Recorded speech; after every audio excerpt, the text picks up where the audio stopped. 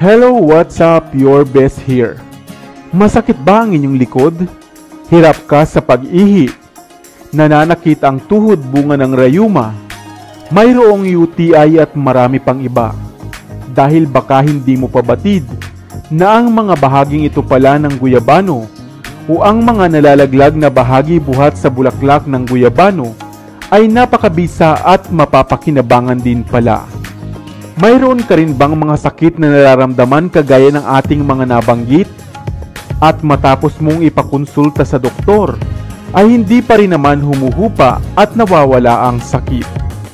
Bakit hindi mo subukan ang puno ng guyabano na maging noon pa man ay napatunayan ng maraming nalulunasan at kondisyong naaagapan? Madalas nating naririnig na ang dahon ng guyabano ay epektibong herbal. Gayon din ang mga bunga nito na maliban sa masarap ay masustansya rin. Subalit narinig mo na rin ba na maging ang mga bulaklak ng puno ng guyabano ay may kagamitan din pala? Ito ay ang mga dilaw na hugis-pusong bahagi ng bulaklak ng guyabano na nahuhulog sa lupa kapag ito ay bumubukad na.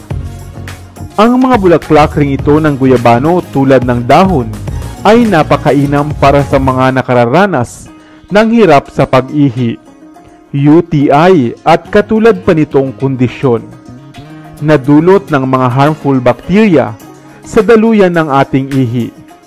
Ang vitamin C nitong taglay ay mahusay upang maiwasan ang ganitong mga klase ng karamdaman. Nakapagpapababa din ito ng cholesterol level na karaniwang problema ngayon at maaaring mapunta sa stroke kung hindi maagapan. Sa tulong ng niacin nitong taglay ay maibuboost ang mga good cholesterol na mas kailangan ng ating katawan. Mainam din itong remedy sa mayroong anemia o madalas na pananakit ng ulo at sentido. Kung lagi naman kayong nakararanas ng leg cramps dahil sa palaging pagtayo, gayon din naman sa pananakit ng kasukasuan at tuhod, bunga ng rayuma, napakabisa rin ng guyabano flower para dito. Nakapagpapalakas din ito ng buto at nakapagpapaganda ng pang-araw-araw na mood. Napakabisa rin ng guyabano para sa mayroong mga cancer upang malabanan ito at upang maiwasan ang pagkabuo ng mga cancer cells sa ating katawan. Gayon din sa pananakit ng likod at isa ngang immune system booster. Kaya naman maliban sa dahon nito, ang mga nahuhulog na bahagi buhat sa bulaklak nito ay napakabisa rin pala. Ang mga pinaglagaan ng bulaklak nito ay maaari mong gawing tubig sa umaga, tanghali at gabi bago kumain hanggang sa tuluyan na ngang mawala ang nararamdamang sakit. Subalit kung mayroon pa kayong ilang kondisyon sa kalusugang iniinda, mainam na kumonsulta muna sa inyong doktor bago ito subukan. Ikaw, nakakita ka na rin ba ng bulaklak ng guyabano?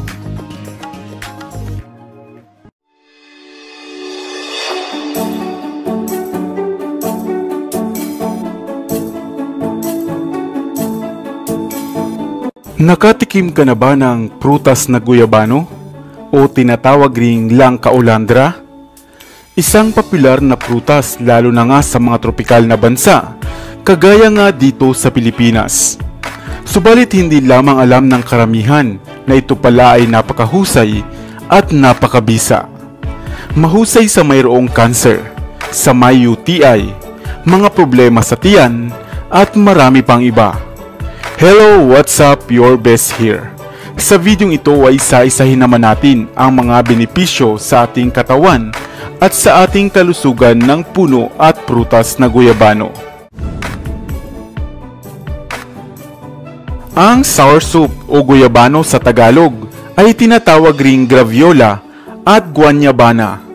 Ito ay isang prutas na mula sa puno ng muricata. Isang evergreen na puno na mayroong medyo malalapad na mga dahon. Ang guyabano ay isang green o yellow-green na prutas at kadalasang nagtataglay ng mga mumunting spike. Ang mapuputing laman nito ay may halimuyak namang kahawig ng pinya at lasa na nalalapit sa strawberry at apple, at mayroong taglay na citrusy flavor. Ang creamy texture naman na laman nito ay para namang kagaya ng saging. Ngunit batid mo ba na ang prutas o puno ng guyabano ay nag-uumapaw pala sa mga gamit at health benefits?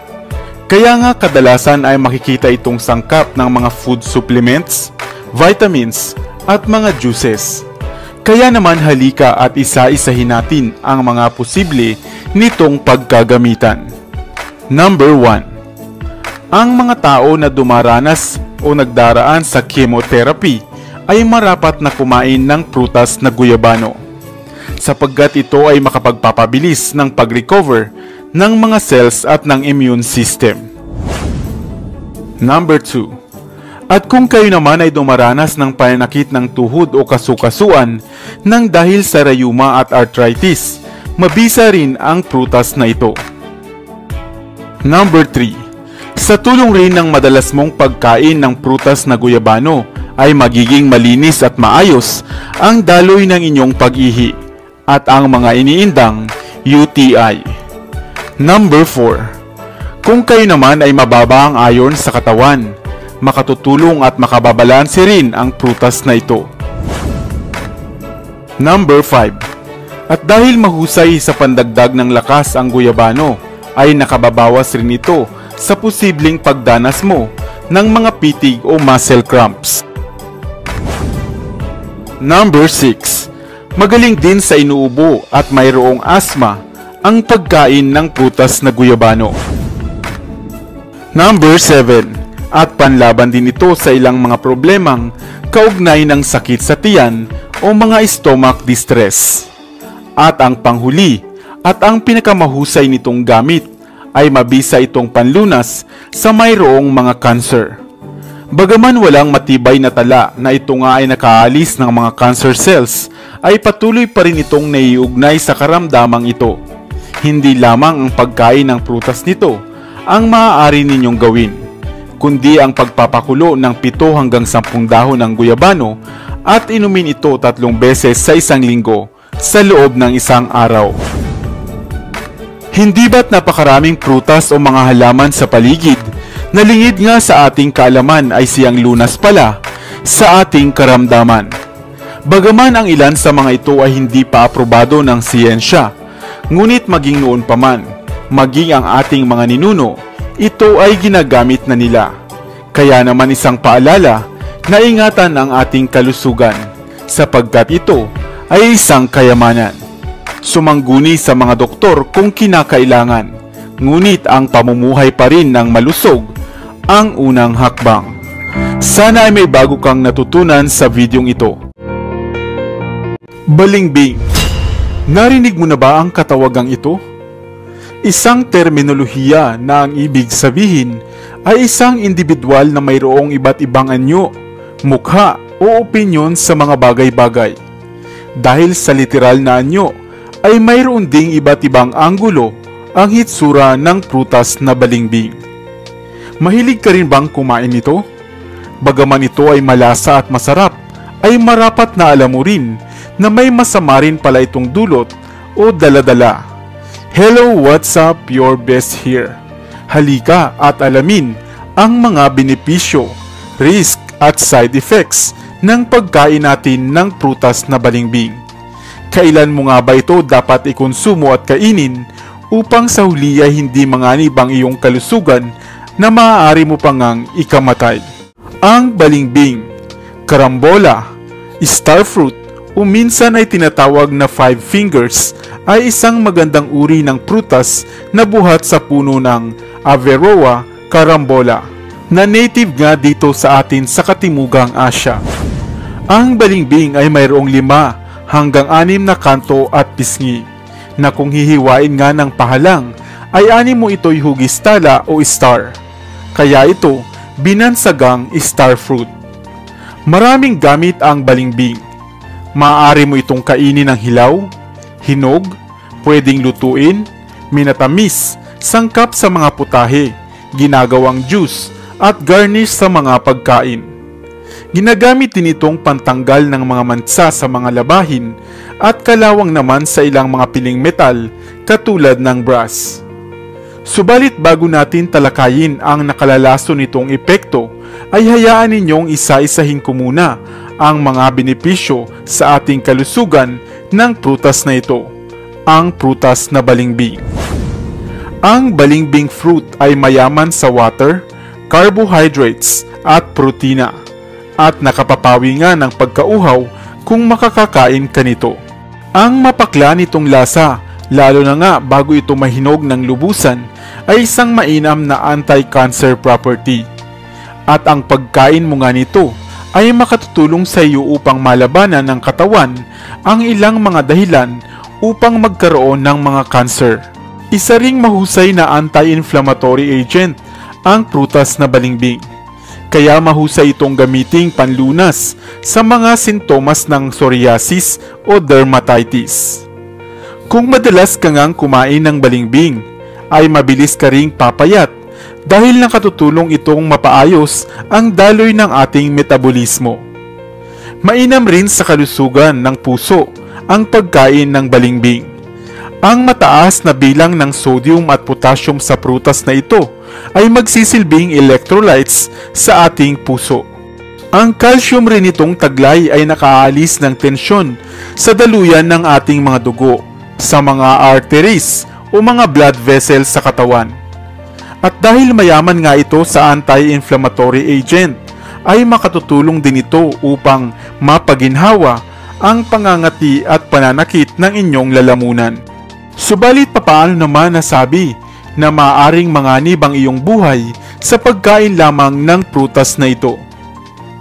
Kahit na nga maraming magandang daladala o dulot sa ating kalusugan ang prutas na balimbing, ito naman ay nagtataglay ng mga substance na tinatawag na neurotoxins, caramboxin at oxalic acid. At kung ito ay makain ng mga tao na mayroong kidney failure o sakit sa bato, ay maaari silang dumanas ng madalas na pagdighay, pagsusuka, pagkahilo, mental confusion, at ang pinakamalala ay maaari nga nila itong ikamatay. Kaya bago ka kumagat ng prutas na ito, ay siguruhing wala kang sakit sa bato. At kung hindi naman, ay kumain lamang ng sakto. Sa inyong lugar sa probinsya, mayroon pa bang mga tumutubong puno ng balimbing? Ano naman ang tawag nito sa inyo? At mayroon ka bang karanasan noong kabataan mo na kaugnay ng prutas na ito? Ang prutas na balimbing. Sana ay may bago kang natutunan sa videong ito. Dito na sa Best TV, tayo ay matuto, utak mapuno ng bagong kaalaman. Dito na sa Best TV, tayo ay lumibot, lihim na mundo ay ating matuklasan. Dito yan sa Best TV, dito yan sa Best TV, dito yan sa Best TV.